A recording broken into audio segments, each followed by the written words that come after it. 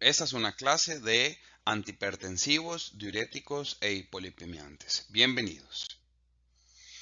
Vamos a empezar con el tema de antihipertensivos. Como hemos visto en otras presentaciones, antes de hablar de fármacos, vamos a hablar de lo que es un proceso de enfermedad.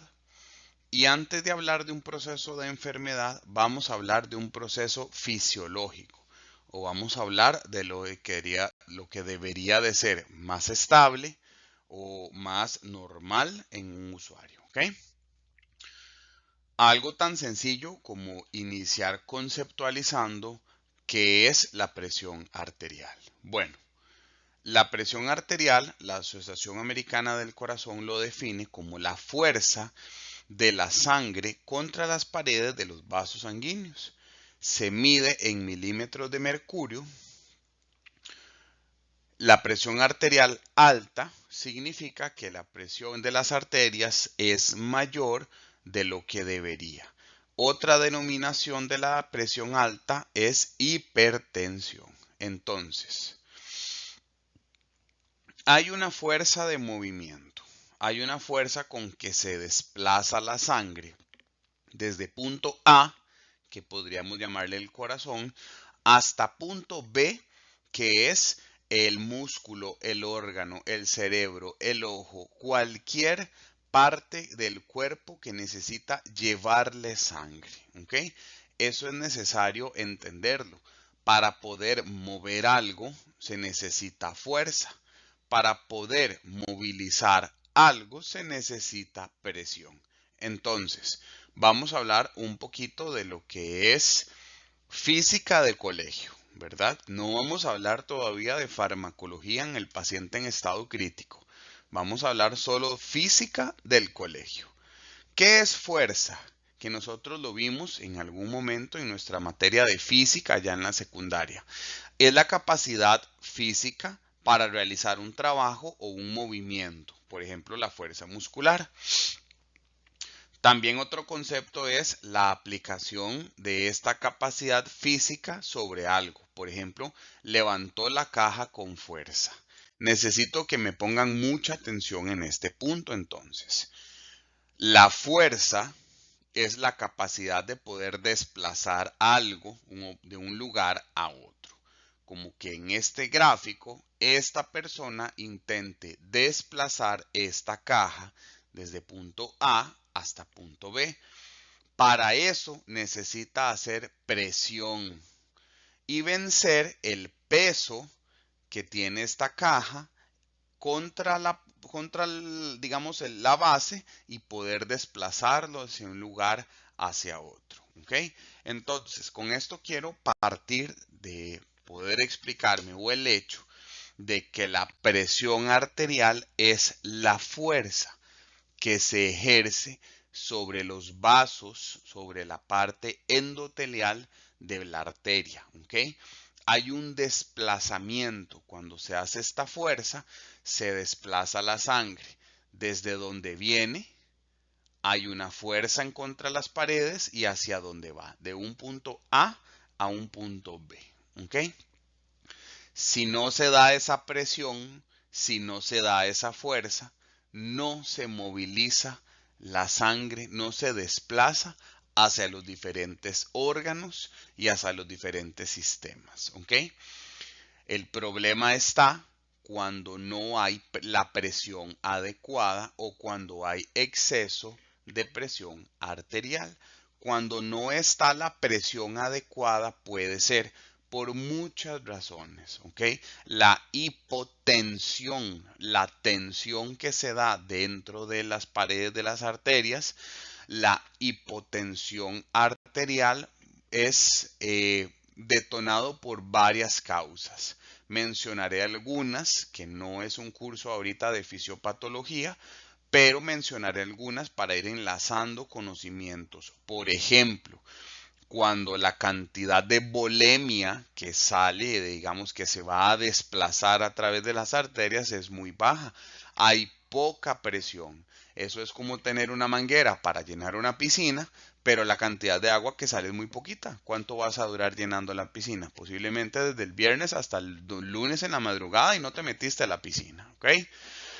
Otro punto que hay baja presión es porque los vasos sanguíneos no tallen, no ejerzan la vasoconstricción necesaria para poder desplazar la sangre desde punto A hasta punto B. ¿Okay?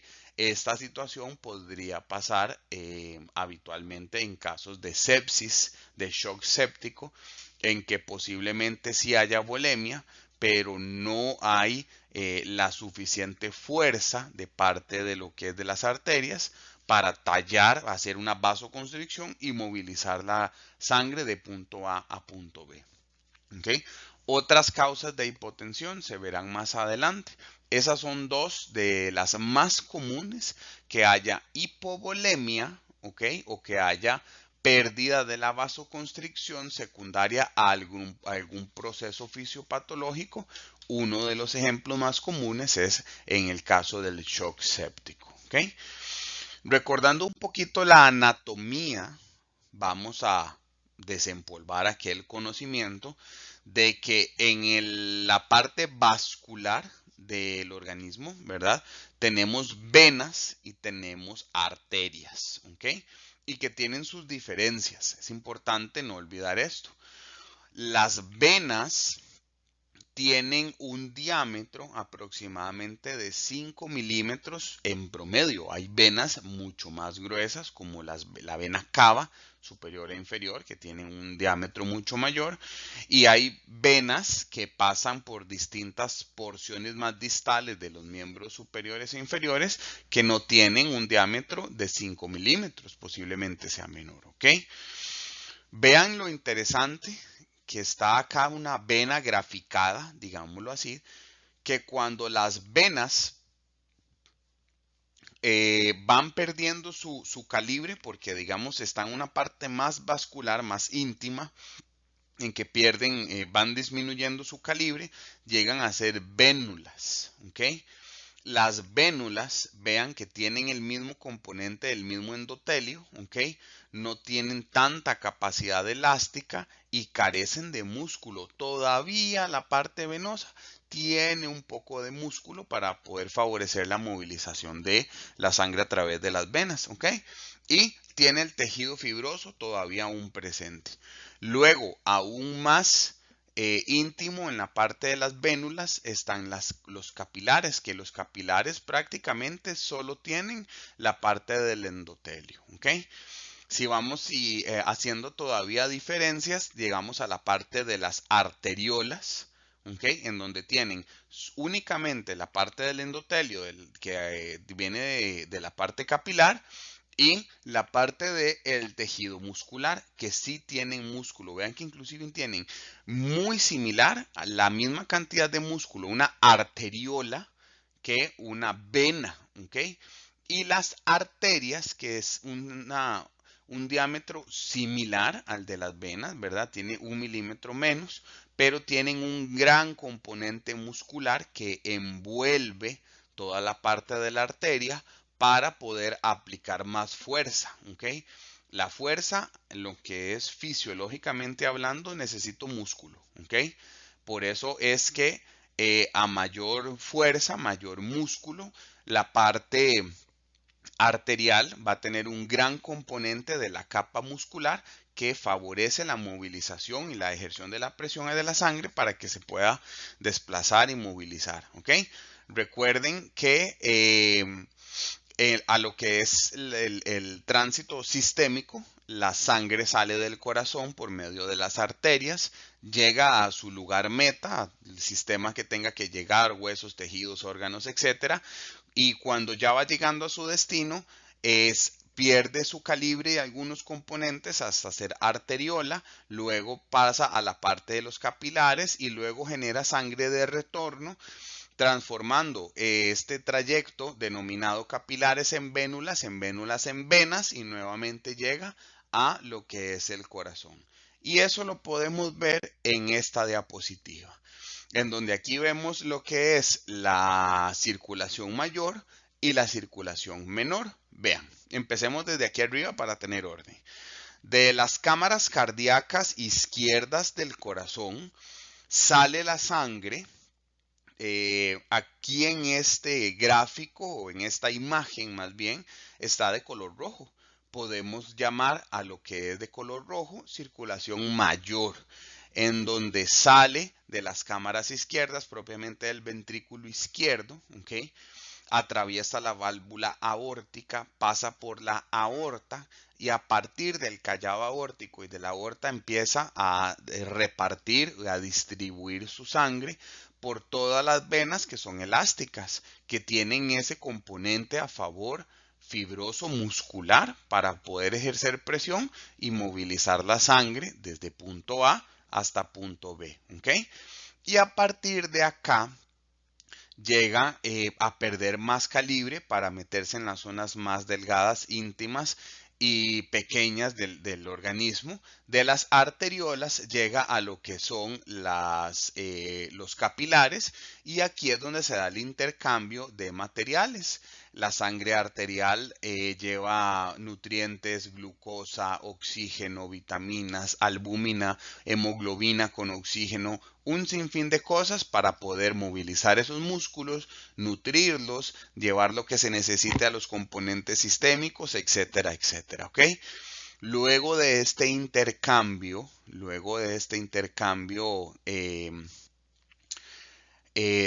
nutrientes y demás, ¿verdad? Vamos de vuelta al corazón, ¿ok? Ya el viaje se hizo, ahora hay que devolverse. La parte capilar llega a ser vénulas y luego a ser venas, que tenemos la gran diferencia que no tenemos la elasticidad ni el componente muscular, pero tenemos válvulas, ¿ok?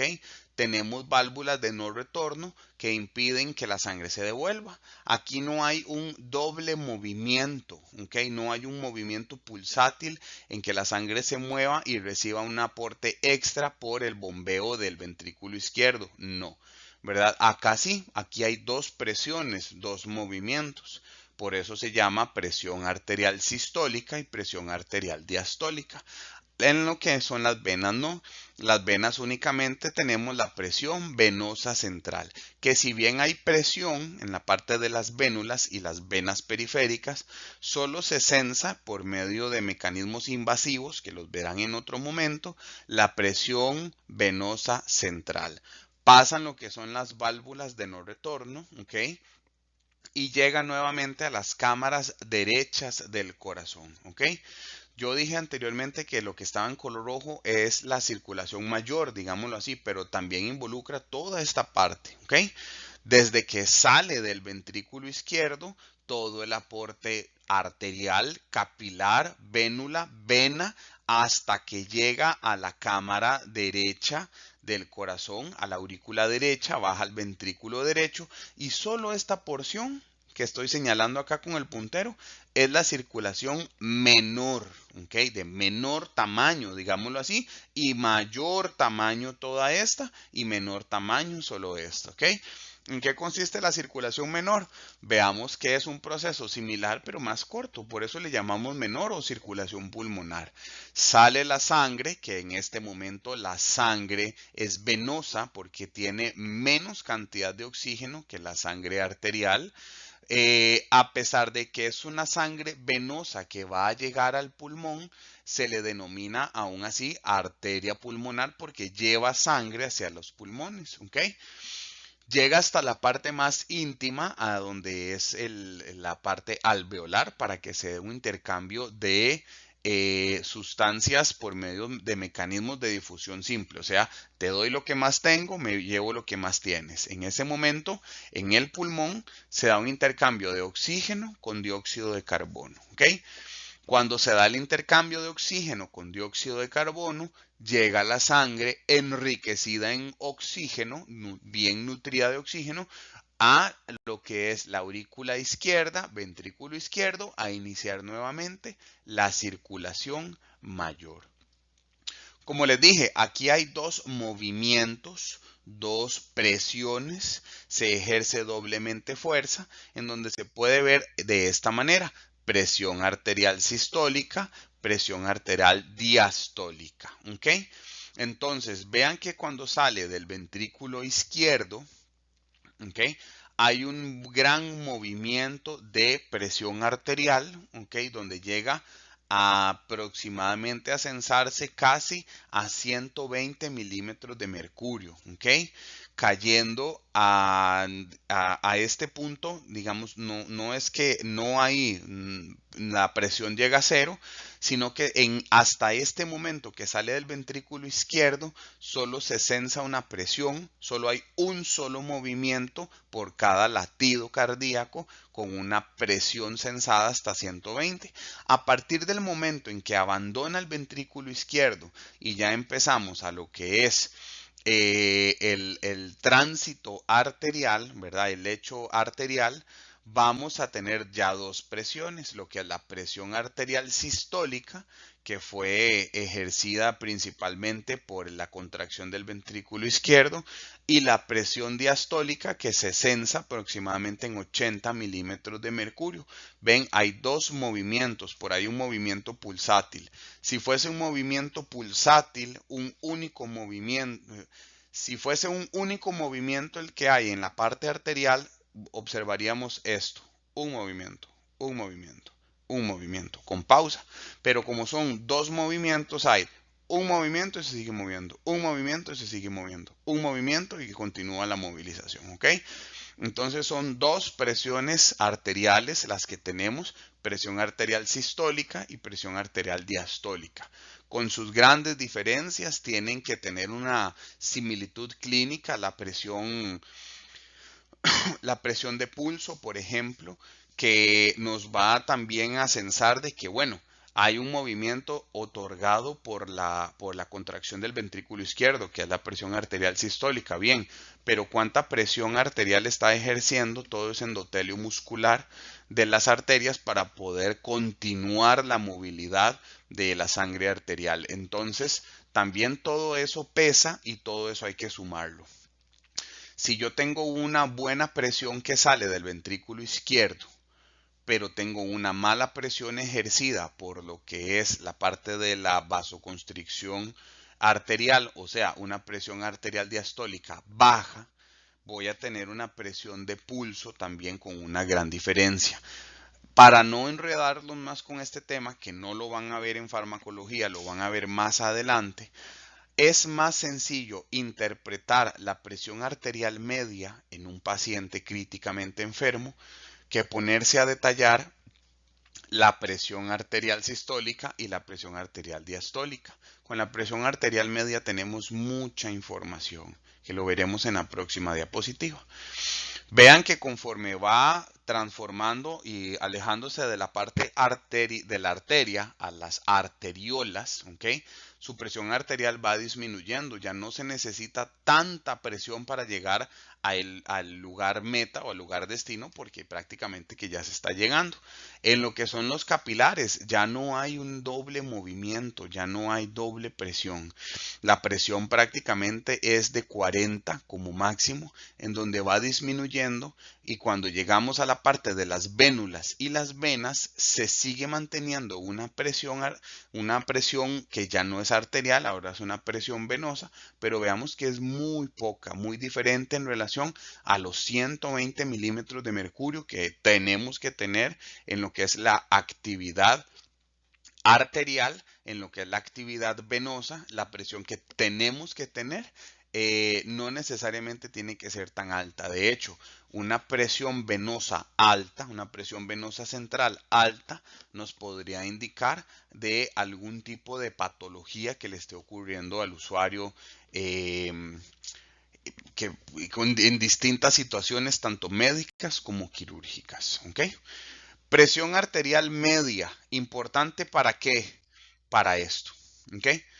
Es importante entender que lo que sale del corazón, ¿verdad? La cantidad de sangre que sale del corazón, específicamente en lo que es el ventrículo izquierdo, se mide.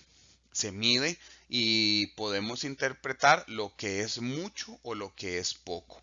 Ahora bien, No es lo mismo que una persona de 1,86 m con 114 kilos de peso, de su corazón salgan 5 litros de sangre por minuto, a que una persona de 1,50 m que pesa 55 kilos salgan 5 litros de sangre por minuto. Tal vez para la primera persona es algo normal, pero para la segunda persona puede ser porque esté corriendo y esté haciendo actividad física, ¿ok? Pero para una persona más pequeña que salga de su corazón 5, 3 o 2 litros por minuto de sangre, para una persona que dimos en el ejemplo 1, que es una persona más grande, posiblemente sea una catástrofe hemodinámica porque no es suficiente cantidad de sangre la que necesita, ¿ok? Hablamos de que ese concepto que les acabo de decir se llama gasto cardíaco, que es la cantidad de sangre expresada en litros que sale del corazón por cada minuto. ¿Cuánta sangre sale del corazón por minuto? ¿Okay? Para normalizar ese resultado hay una fórmula que nos lleva a lo que es el concepto de índice cardíaco, ¿ok? Y no gasto cardíaco, ¿ok? Los índices personalizan cada uno de estas cifras para poder decir lo que está bien o lo que está mal, ¿ok? El gasto cardíaco, vean qué interesante este gráfico, me gusta mucho siempre detenerme para poder hablar un poquito de él, porque habla de que la distribución, tomando un estándar de 5 litros, ¿verdad? No quiere decir que 5 litros sea el objetivo clínico, sino que partimos del hecho de hablar de 5 litros, en donde 5 litros, 0,7 litros, o sea, 700 cc por minuto van al cerebro. 200 cc van al corazón. El corazón, propiamente el músculo del miocardio, que lo vimos en clases anteriores, es el músculo que más sangre y más oxígeno demanda de todos los grupos musculares del cuerpo. De todos los músculos que tenga una persona, el miocardio es el que más oxígeno y más sangre necesita y consume, ¿ok? Y no me refiero en totalidad porque hay músculos más grandes, los dorsales, la parte del tren inferior, son músculos más grandes que van a consumir más oxígeno y más litros de sangre por minuto.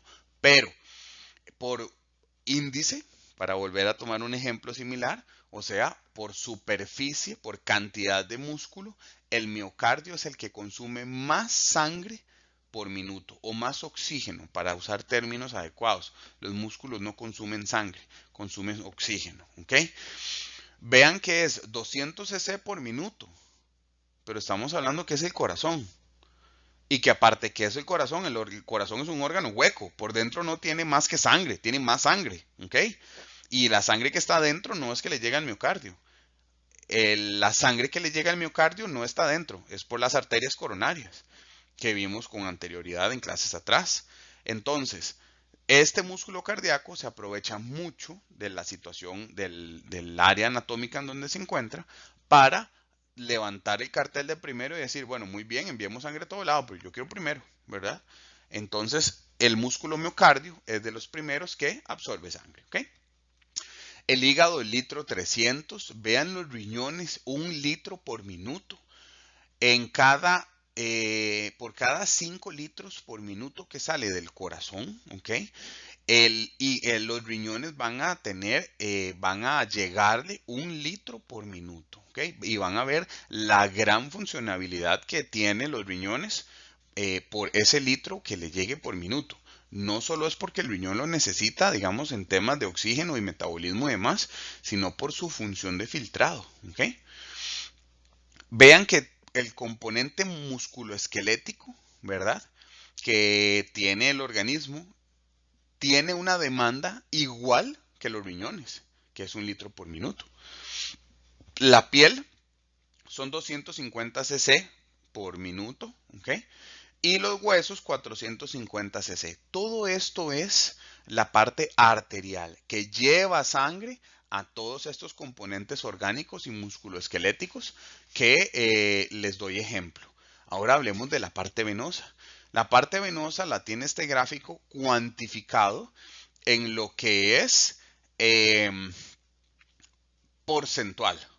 O sea, 100% de la sangre venosa. No se habla de litros, como si dio el ejemplo en la parte arterial. Aquí lo está expresando en porcentajes. Y quiero mostrarles, la parte de los huesos y otros tejidos aporta el 9% de toda la sangre venosa. La piel el 5%. La parte musculoesquelética, 21% de toda la sangre venosa. Y los riñones el 20%. Vean que los riñones es similar nuevamente a todo el aporte musculoesquelético que está dándole a la parte venosa. El hígado y todo el sistema digestivo 27%, el riñón 14% y el corazón un 4%. ¿Ok? Hablamos de un corazón semanas atrás. Hablamos ahora de lo que es el sistema circulatorio, muy por encima, que es la vena, que es las arterias, que es una vénula, que es una arteriola, lo que se devuelve, lo que sale, lo que entra, ok, inclusive cuánto le llega al hígado. Vean qué clase más específica y es un repaso muy general, porque esto es un curso de farmacología, ok. Hay mecanismos para regular la presión arterial. Hay mecanismos que el mismo organismo utiliza para censar si necesito más o necesito menos presión arterial. Que son estos tres, vamos a verlos muy rápidamente, ¿ok? El primero es el mecanismo endocrino, luego el mecanismo renal, y luego mecanismos neurológicos, donde se habla de los vasoreceptores, los quimiorreceptores y la respuesta isquémica del sistema nervioso central. ¿Ok? Bien, esta lámina está un poquito cargada, igual unas de las que siguen, porque necesito darles la parte teórica y luego explicarles. Los vasoreceptores, ¿qué es? ¿Dónde están y qué es lo que hacen? ¿Cómo es que me regulan la presión arterial los vasoreceptores? Bueno, son compuestos de terminaciones libres no encapsuladas ubicadas en la unión de la capa media de adventicia, la bifurcación carotidia y el callado aórtico y la origen de la arteria subclavia derecha. Son peajes, para explicarles muy sencillo, son personas que están frente a una calle regulando cuánto tránsito pasa, ¿ok? Háganse esa idea que cuando ustedes están manejando y ven los oficiales de tránsito, ¿ok? Ellos son los encargados de decir cuánto es mucho y cuánto es poco. Siempre hay en la Fuente de la Hispanidad, siempre hay en el puente Juan Pablo II tránsitos, ¿ok? Los vasoreceptores siempre van a estar en el callado aórtico, o sea, en donde está el ventrículo izquierdo, se da la contracción del ventrículo izquierdo, sale sangre a través del callado aórtico. La primera porción arterial, ese tracto grande arterial que se llama aorta, callado aórtico, el inicio de la aorta, ¿ok? Ahí es donde están, ¿ok? Bueno, ¿y qué es lo que hacen? Ellos actúan frente a cambios agudos de la presión arterial. Cuando la presión arterial asciende bruscamente, o sea, cuando es por más de 120/80, se estiran y aumentan su frecuencia de descarga al NTS, produce una respuesta circulatoria de bradicardia, disminución del inotropismo, que ya vimos que es, y produce vasodilatación que corrige el ascenso de la tensión. O sea, se da cuenta cuando hay exceso de presión, exceso de fuerza por alguna razón y activa mecanismos de compensación para que el aumento de esa presión arterial no llegue a dañar alguna de las partes circulatorias. ¿Qué es lo que hace? Produce una respuesta de bradicardia y produce una respuesta de inotropismo negativo, o sea, disminución del inotropismo acompañado de vasodilatación, ¿ok? Para contrarrestar ese exceso de presión arterial, ¿ok? Esto es cuando asciende bruscamente, cuando es por encima de 120/80, ¿ok? Ante los descensos bruscos de la presión arterial o cuando se pasa de la posición de acostado a de pie, estos mecanismos disminuyen sus cargas, permitiendo una respuesta simpática de taquicardia, aumento de inotropismo cardíaco, vasoconstricción, normalizando la presión arterial. ¿Ok? Ahora lo vemos al revés. Ahora estamos vigilantes porque bajó la presión arterial. Son un punto de calidad que están en la salida, ¿verdad? Del callado aórtico, diciendo lo que es mucho o lo que es poco. ¿Ok? Entonces, cuando es poco, si cuando es mucho, bajo la frecuencia, bajo el inotropismo y hay vasodilatación, cuando es baja la presión arterial, más bien lo que hace es una respuesta de taquicardia, aumenta el inotropismo cardíaco, ¿ok? Y aumenta la vasoconstricción. Les dejo una tarea que no me la tienen que mandar, háganla en su casa para que vean la respuesta de los vasoreceptores. Acuéstense en el piso, con mucho cuidado, ¿verdad? Acuéstense en el piso. Si tienen uno de estos relojes inteligentes que les mide el pulso, mejor todavía. Se acuestan en el piso, ¿ok? Y se quedan relajados con los brazos estirados al menos 2 o 3 minutos, ¿ok? Se mantienen relajados, se mantienen con los pies extendidos al menos 2 o 3 minutos y de repente se ponen de pie rápido, ¿ok? Al ponerse de pie rápido, más si los que tenemos más de 30 y resto de años, ¿ok? Vamos a notar la diferencia, que el corazón va a latir más rápido, vamos a notar que la cantidad de sangre que nos va a llegar al cerebro es hasta un poco menor en ese momento, ¿verdad? Porque estamos en plena respuesta, podríamos hasta marearnos y van a ver que esa respuesta de aumento de la frecuencia cardíaca, inclusive ustedes sienten el corazón, donde ustedes podrían colocarse la mano en el pecho, hay más fuerza, pum, pum, pum, pum, hay más fuerza de contracción, ¿ok? Eso lo pueden sentir, se ponen la mano cuando están acostados, se ponen la mano cuando están de pie y pueden sentir la fuerza de la contracción ventricular como cambia. Todo eso es una respuesta de los vasoreceptores haciendo de las suyas ante la respuesta de ponerme de pie tan rápido. ¿Okay? Quimiorreceptores es otro medio fisiológico utilizado para lo que son los cambios de la presión arterial. Son corpúsculos ricamente irrigados ubicados en las arterias aorta y la carótida. Hay también quimiorreceptores centrales en el tallo cerebral sensibles a variaciones de pH de líquido cefalorraquídeo. Bueno, ¿dónde estamos? Estamos en el tallo cerebral y también estamos ubicados en la aorta y en la carótida, en las partes arteriales del cuello. ¿Okay? Cuando la presión arterial media desciende por debajo de 80, estos corpúsculos se encuentran hipoperfundidos, hay menos oxígeno disponible, lo que aumenta la concentración de dióxido de carbono y de hidrogeniones en la sangre arterial. ¿Okay? Ambos envían fibras excitatorias a los centros vasomotor y cardiorregulador, desencadenando una respuesta refleja que aumenta la presión arterial y modifica la respiración. ¿Okay? Entonces, de una manera simpática, de una manera autocontrolado por estos quimiorreceptores, si sensan que no tienen, es como un sensor de oxígeno, si sensan que no les está llegando suficiente cantidad de oxígeno, van a aumentar lo que es la parte cardiorreguladora y la parte inclusive del centro de la respiración para que aumente el aporte de oxígeno al sistema nervioso central. ¿Okay? Vean todo lo que nosotros tenemos, los mecanismos de regulación de presión arterial que sí son muy muy importantes. ¿Okay? Este es uno de los que va a responder en algún momento de la vida de nosotros, que es como el botón de emergencia prácticamente.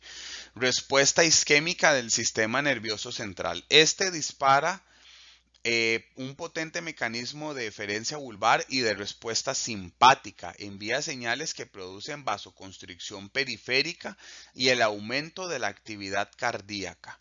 Cuando la sístole cae a valores muy bajos de 40 o 50. Vimos que la actividad sistólica tiene que estar casi en 120, ¿verdad?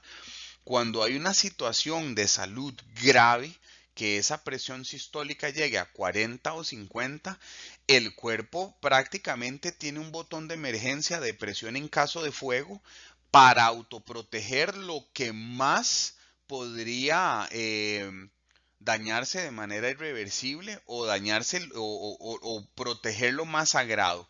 Esta respuesta es proteger el corazón y proteger el cerebro. ¿Ok? El cerebro se protege enviando esta señal, ¿verdad? De eferencia vulvar, de nuevo, para dar una respuesta, un aumento de la actividad cardíaca, protegerse a sí mismo el cerebro, quien fue quien envió la señal de SOS, y decirle al corazón, bueno, ¿qué pasa, verdad? Por lo menos protejámonos nosotros y mantengamos nuevamente el orden a ver qué es lo que está pasando, ¿ok? Aunque habitualmente este tipo de presiones, bueno, las noticias no siempre son como las mejores, ¿ok? Ahora vamos a hablar del mecanismo endocrino. Aquí quiero centrar la clase. Aquí no he ni siquiera empezado la clase de farmacología, ¿ok? Pero acá es donde más necesito que pongan atención de el repaso de fisiología que estamos haciendo el día de hoy, ¿ok? Sistema, renina, angiotensina, aldosterona. Este sistema es un mecanismo que el riñón utiliza, ¿verdad? El riñón sensa para lo que es una regulación de la presión arterial. ¿Qué es lo que hace? Contame. Bueno, el riñón lo que hace es que cuando sensa una disminución de la presión arterial, va a liberar renina. La renina, que es una proteína, lo que va a hacer es cambiar la conformación del angiotensinógeno liberado en el hígado. El hígado libera angiotensinógeno que se une con la renina y lo transforma de angiotensinógeno en angiotensina 1. La angiotensina 1 pasa por el pulmón, en donde en el pulmón hay una enzima que se llama enzima convertidora de angiotensina. Y sencillamente lo que hace es convertirla, como es el mismo nombre de la enzima convertidora de angiotensina. Y lo que hace es convertirla de angiotensina 1 en angiotensina 2. Así de sencillo. La angiotensina 2 tiene efectos simpático-miméticos, tiene efectos en el riñón, en donde aumenta la reabsorción de sodio y aumenta la reabsorción de agua. Tiene acción en la corteza suprarrenal, aumentando la aldosterona, que la aldosterona tiene aún más efectos de reabsorción de sodio y de agua en lo que es el glomérulo para aumentar la cantidad de volumen intravascular. Tiene acción a nivel de las arteriolas, donde aumenta la vasoconstricción, según la materia que acabamos de ver, y también tiene acción sobre la glándula pituitaria, lo que hace que aumente la reabsorción de agua. Vean todo el mecanismo que provocó el mismo riñón para reabsorber agua, reabsorber sodio, aumentar la vasoconstricción y aumentar la respuesta simpático-mimética, ¿ok? El que no entendió, como yo, la primera vez que vi eso, se lo voy a volver a explicar con un cuento. Resulta que el riñón detecta que hay una disminución de la presión arterial. ¿Ok? Como detecta el mismo riñón que hay una disminución de la presión arterial, libera renina del aparato yuxtaglomerular. Libera la renina. Capta la renina. ¿Ok? El riñón, le pega un disparo y capta la renina. La renina convierte el angiotensinógeno en angiotensina 1, que esto fue liberado en el hígado, ¿recuerdan? ¿Okay? El angiotensinógeno fue liberado en el hígado y convierte a través de la renina el angiotensinógeno en angiotensina 1. Y es este Ricardito gordito que está aquí bien bonito que de poquito sirve, ¿ok? La cosa es que la angiotensina 1 se metió al gimnasio a hacer CrossFit y cosas varias en el gimnasio del pulmón, en donde acá hay una enzima, ¿verdad? Que se llama enzima convertidora de angiotensina. En los pulmones, la enzima convertidora de angiotensina convierte la angiotensina 1 en angiotensina 2, ¿ok? La angiotensina 1 se convierte en la angiotensina 2. Ahora sí le creo que haya fuerza ¿verdad? Que haya poder de ejercer presión en algo para poder movilizarlo. A este sí le creo, por este no apuesto, ¿verdad? Entonces, a partir de este componente fortachón es que pasamos a hacer este tipo de respuestas fisiológicas. La angiotensina 2 produce vasoconstricción que aumenta la presión arterial. ¿Okay? Al aumentar la presión arterial, ejerce presión y dentro de los riñones la aldosterona estimula la reabsorción de sodio y agua. Vean, la angiotensina 2 a la vez produce liberación de aldosterona por la glándula suprarrenal. La aldosterona reabsorbe sodio, reabsorbe agua, lo que aumenta el volumen sanguíneo, elevando la presión arterial. ¿Vieron? Otra explicación sencilla, ¿ok? Del sistema renina, angiotensina, aldosterona, ¿ok? Este es un mecanismo para regular la presión arterial. Leamos un poco de esto y les explico, ¿ok?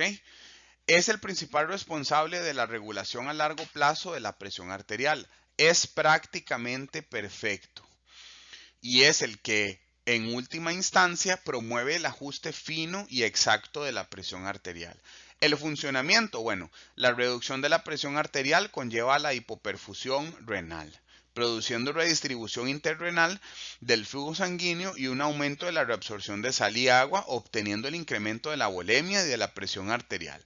El mismo riñón tiene su sensor y dice la cantidad de sangre que me está llegando. Vimos en diapositivas atrás que es una gran cantidad de sangre la que el riñón va a esperar que le llegue. La misma cantidad de sangre que está esperando cada uno de nuestros músculos, imagínense, ¿ok? Entonces, el riñón al darse cuenta que la cantidad de sangre que le está llegando no es la adecuada, aumenta o activa el sistema de renina, angiotensina, aldosterona para regularse la presión arterial diciendo, bueno, voy a aumentar el volumen intravascular, reabsorbiendo agua y reabsorbiendo sodio, ¿ok?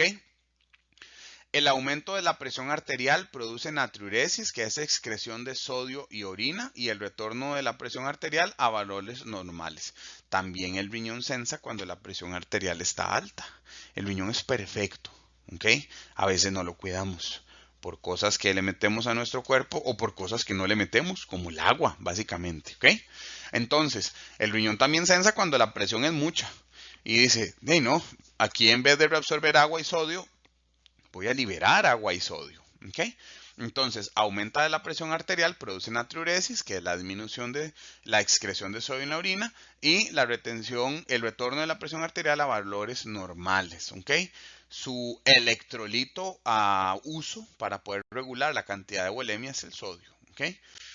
Y este dato importante para lo que es el conocer que hace la hipertensión en nosotros, ¿verdad? En el caso de que alguien tenga hipertensión, ¿cuáles son los riesgos a los que más se expone?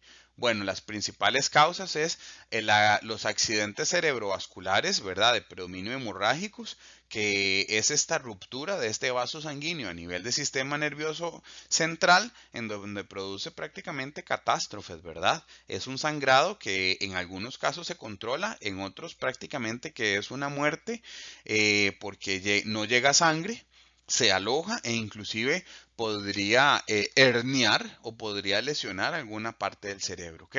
Retinopatía hipertensiva, enfermedad coronaria, insuficiencia cardíaca congestiva, insuficiencia renal crónica, que es una causa importante de enfermedad renal terminal, aneurismas aórticos y enfermedades vasculares periféricas, ¿ok? Estas son las complicaciones de la hipertensión arterial. Y luego de 44 minutos de lo que es anatomía y fisiología, estamos listos para hacer un breve repaso de lo que es una clase de farmacología. ¿Okay? Vamos a empezar con uno de los primeros mecanismos para regular la presión arterial a través de estrategias farmacológicas, que esta es la clase farmacológicas, que el primer grupo de fármacos que vamos a ver el día de hoy se llama IECA.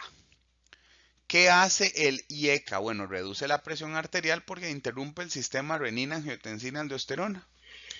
Vimos que el angiotensinógeno 1, perdón, la angiotensina 1, que era Ricardito el gordito, que está aquí, ¿verdad? La angiotensina 1, que va al pulmón para convertirse en aquel bichote de angiotensina 2, lo hace con una enzima que se llama enzima convertidora de angiotensina. Bueno, chicos, como vimos inhibidores y bloqueadores, voy a dar un fármaco para bloquear la enzima convertidora de angiotensina. Eso es todo. Vean que si aprendemos terminología básica en aspectos de farmacología, estas cosas las vamos a entender muy rápido. Pero yo no puedo hablarle de un bloqueador de la enzima convertidora de angiotensina si no entiendo fisiología, si no entiendo anatomía. Entonces, primero tuvimos que hablar y recordar que era una arteria, para poder hablar después de un sistema renina-angiotensina, para poder después explicarle en una oración qué es un inhibidor de la enzima convertidora de angiotensina. ¿Me explico? Son aminoácidos y polipéptidos que se pueden absorber por vía oral. La vía de administración es la vía oral, a excepción de una de las presentaciones de enalapril, que también se encuentra intravenoso, no en el entorno público de Costa Rica, pero sí, digamos, en otras presentaciones, en otros lugares, ¿verdad? Voy a ponerme por aquí para que ya me cuadre con la angiotensina 1, ¿ok? Previene la biotransformación de angiotensina 1 en angiotensina 2. Entonces se queda es la angiotensina 1 así gordito y chaparro, y cuando va al pulmón no se transforma o no se convierte, que es la palabra adecuada, en angiotensina 2, ¿ok? Así disminuyendo la presión arterial por medio de la inhibición de vasoconstricción y resistencia periférica. Si no logré transformarme en angiotensina 2, no puedo ir a tener aldosterona, no puedo reabsorber sodio, no puedo reabsorber agua, me quedo en angiotensina 1. Y los invito a que piensen una cosa: si yo voy al pulmón a transformarme en angiotensina 1, de angiotensina 1 a angiotensina 2, pero resulta que la enzima está ocupada por un fármaco, la angiotensina 1 le pasó el juego de las sillas, cuando llegó ya estaba ocupado. ¿Qué le pasa a la angiotensina 1? Se queda en el pulmón. Y el pulmón, como cierra a las 7, ¿verdad? Porque ya es hora de cerrar y hay que ir a dormir. Dice, no, bueno, si usted no va a hacer aquí absolutamente nada, yo necesito que se vaya. ¿Cuál es el mecanismo de defensa popular que utiliza el pulmón para defenderse? La tos. Uno de los mecanismos populares con el que el pulmón se defiende, saca del pulmón lo que no necesita, es la tos. El exceso de concentración de angiotensina 1 en el pulmón se elimina por medio de la tos. Por eso es que los fármacos, como el enalapril, que es un IECA, produce tos. ¿Ok? ¿Hay que dar algún jarabe antitusivo? Probablemente. Pero el problema no es la tos. El problema es dar un medicamento que genere tos y posiblemente no lo sepamos. ¿Ok? El problema no es la tos, es un efecto secundario. El pulmón se está defendiendo. ¿Ok? ¿Cuál es el problema con que haya tos? Bueno, compañeros, si yo tengo un pulmón o un paciente, porque no tengo un pulmón, yo tengo un paciente. Si tengo un paciente que tiene el pulmón en mi contra, o sea, un paciente que tenga asma, EPOC, un enfisema pulmonar, que tenga secuelas de COVID, yo no lo puedo poner a toser. Ya es un pulmón que por defecto le cuesta realizar su trabajo. Le cuesta realizar el intercambio de oxígeno con dióxido de carbono. Todavía lo voy a poner a toser. Creo que la elección del fármaco antihipertensivo, si bien en enfermería no somos los encargados de escoger ese fármaco, pero sí de ver al paciente cuando le estamos dando el medicamento y de explorar y conocer al paciente. Si bien no indicamos fármacos, tenemos toda la plena capacidad de poder generar un reporte de que el paciente tiene complicaciones o riesgos de complicaciones pulmonares por tener un fármaco que uno de sus efectos secundarios sea la tos. ¿Ok? Sigamos. Potencian el efecto hipotensor de los diuréticos y betabloqueadores, además aumentan los niveles de litio en sangre. Con diuréticos puede producir hipercalemia, No tomar con AINES ya que estos alteran los efectos antihipertensivos y estos afectan la función. ¿Ok? Este es un resumen muy breve de las IECAs, de los fármacos IECA que se dan de manera popular. Nada más quiero sobresaltar el enalapril, que tiene una biodisponibilidad de un 50 a un 60%. ¿Ok? Tiene un tiempo máximo de 3 a 4 horas y tiene una unión a proteínas, recuerden que lo vimos en la segunda clase, ¿ok? De un 50 a un 60%. Tiene un tiempo medio de eliminación de 10 a 12 horas. Y tiene una vía de excreción renal. Vean toda esta información, qué valiosa. Es uno de los mejores IECAs que hay ahorita disponibles. Tiene una alta biodisponibilidad, es de las más altas que tienen, y del porcentaje que queda biodisponible, tiene un tiempo medio de eliminación de 10 a 12 horas.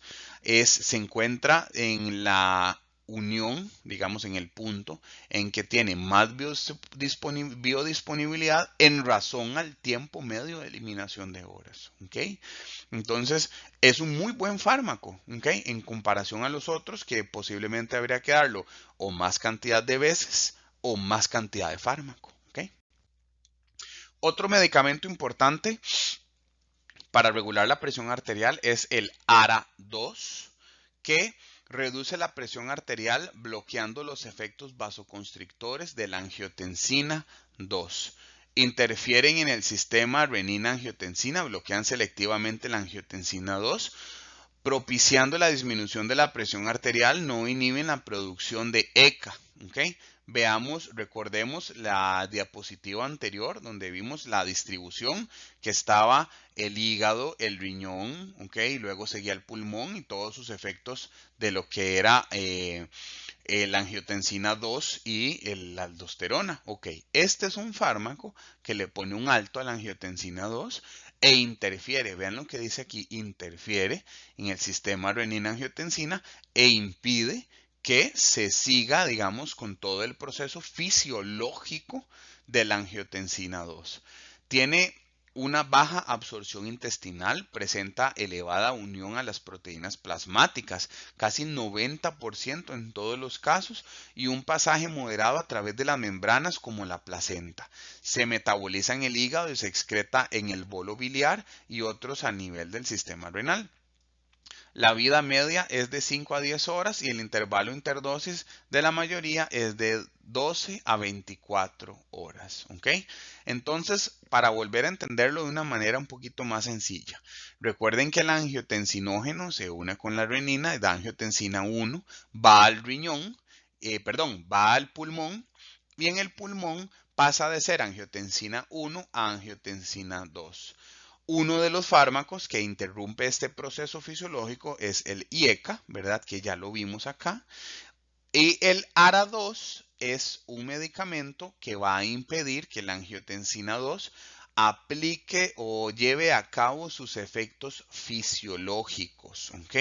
Entonces, al bloquear esto, ¿qué va a ocurrir? Vasodilatación, disminución de la liberación de catecolaminas, disminución de la liberación de aldosterona. Va a haber menos aldosterona, menos catecolaminas, que es producto de lo que es el bloqueo de la angiotensina 2, lo que va a disminuir, va a haber una disminución de la presión arterial, ¿ok?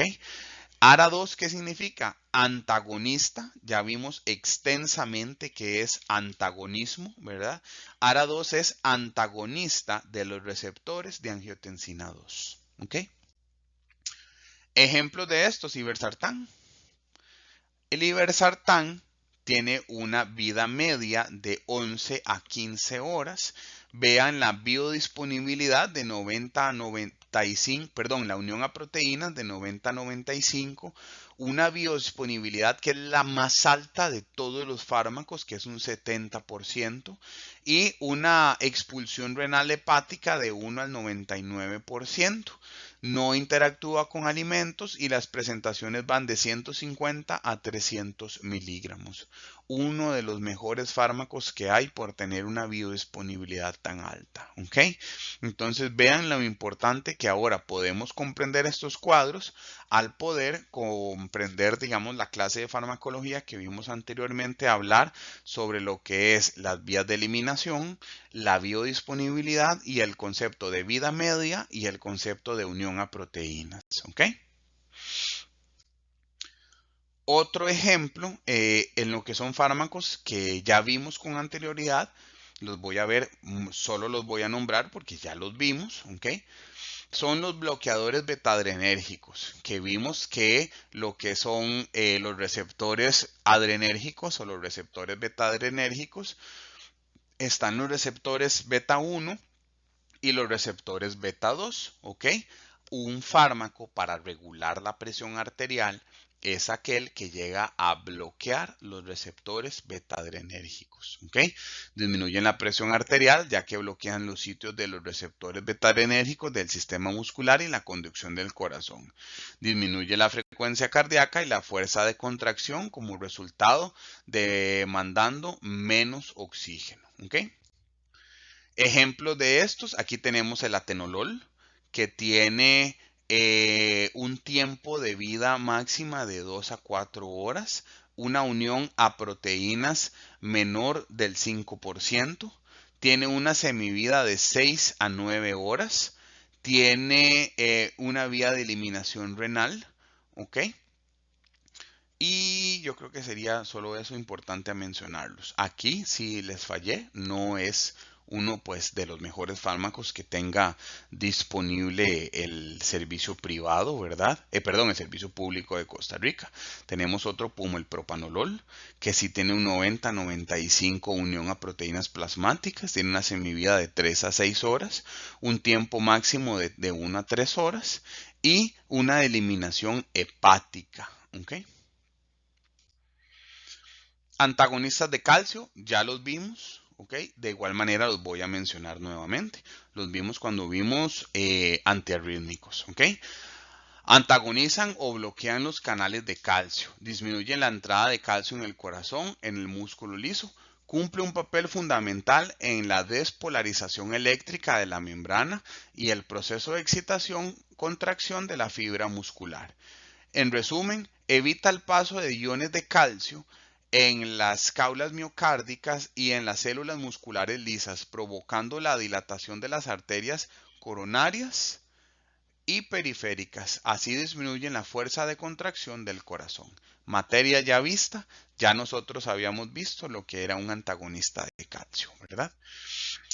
Hay otro grupo de fármacos que se llama simpaticolíticos, que incluyen varios tipos de fármacos que reducen la presión arterial mediante la inhibición o bloqueo del sistema nervioso simpático. ¿Okay? Se clasifican por su sitio o mecanismo de acción. Inhibidores del sistema nervioso simpático que actúan a nivel central, bloqueadores alfa-adrenérgicos o bloqueadores mixtos, que serían bloqueadores beta y alfa-adrenérgicos o depletores de la noradrenalina. Vimos lo que era noradrenalina, bueno, visto no como un fármaco, ¿verdad? Sino visto como una catecolamina liberada en lo que es el organismo. El mismo organismo libera adrenalina y noradrenalina, ¿ok? Hay fármacos que son depletores de la noradrenalina. Ejemplo de fármacos inhibidores del sistema nervioso simpático, metildopa, que es uno de los fármacos más utilizados o de primera elección para los pacientes embarazadas con hipertensión arterial. Reduce la resistencia periférica y la presión arterial, pero no afecta la frecuencia cardíaca, ni el volumen minuto, ni los reflejos vasomotores. ¿Okay? No afectan el flujo sanguíneo renal ni la filtración glomerular, aunque ocasionan retención de sodio.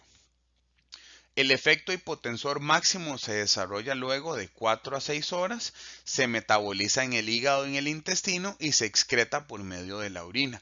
y su vida media plasmática es de 2 horas. Se debe de controlar la función hepática en caso de que exista un uso crónico de este tipo de medicamento. O sea, que no solo se utilice para usuarias embarazadas, sino como de uso crónico. ¿Ok? Bloqueadores alfa-adrenérgicos, vimos lo que son los receptores alfa. Hay fármacos que van a bloquear los receptores alfa-adrenérgicos, como la doxazosina. ¿Ok?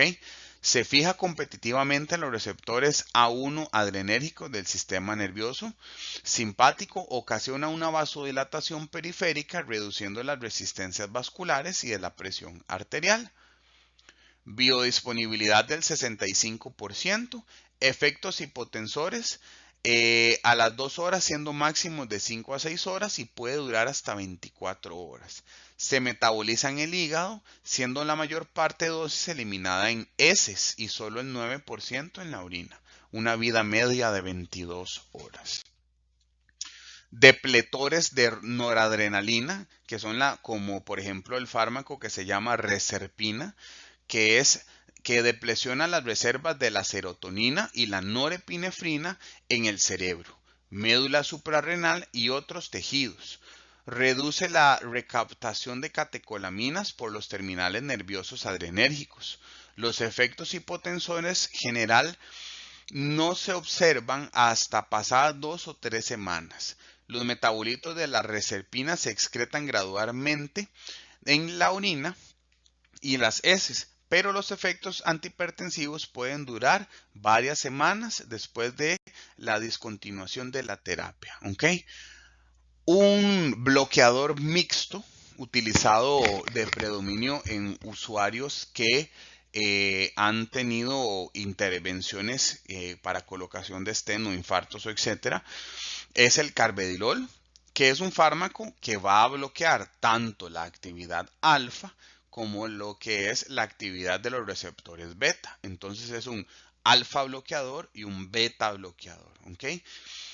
Efectos antihipertensivos que se alcanzan a 1 o 2 horas y son proporcionales a la dosis. 98% de proteínas plasmáticas a la unión de proteínas plasmáticas y aproximadamente el 60% de los metabolitos son excretados en la bilis y eliminados en las heces, mientras que el 16% se excreta en la orina. La semivida de eliminación oscila entre 7 y 11 horas y no es correcto este tipo de fármaco, que es súper importante hablar de esto. Este tipo de fármaco no debe de tener una discontinuidad abrupta. Debe de ser dosificado tanto en la parte de que se le va a retirar el fármaco. No se le puede dar el fármaco de manera continua y simplemente suspenderlo de un día a otro. Tiene que haber una disminución gradual, ¿ok? Háganse el cargo que es una titulación de una infusión de epinefrina o norepinefrina, donde se debe ir titulando hacia la baja, ¿ok? De igual manera, este fármaco, aunque sea oral, se debe de ir titulando su gramaje hasta llegar a dosis más mínimas e inclusive después de días alternos y luego suspenderlo, ¿ok? Hay fármacos que son vasodilatadores directos, lo vimos con anterioridad también, que disminuyen la presión arterial sistólica y diastólica. Directo, la mayoría se metabolizan en el hígado y se excretan por los riñones. Relajan los músculos lisos vasculares periféricos, haciendo que los vasos sanguíneos se dilaten. Se debe controlar los signos vitales prácticamente que de forma continua. ¿Okay? Ejemplo de estos fármacos es el nitroprusiato, que es un agente hipotensor de acción rápida y fugaz que es administrado por vía intravenosa, actúa relajando intensamente la fibra muscular de los vasos, tanto de resistencia como de captación, ¿okay? de precarga y postcarga. En la propia célula genera óxido nítrico, cuyo es el papel vasodilatador. ¿Cómo funciona el nitroprusiato? Libera óxido nítrico, que es un vasodilatador. Cuando el nitroprusiato se administra más de 24 o 48 horas y sobre todo en presencia de alteraciones de función renal, puede ser tóxico.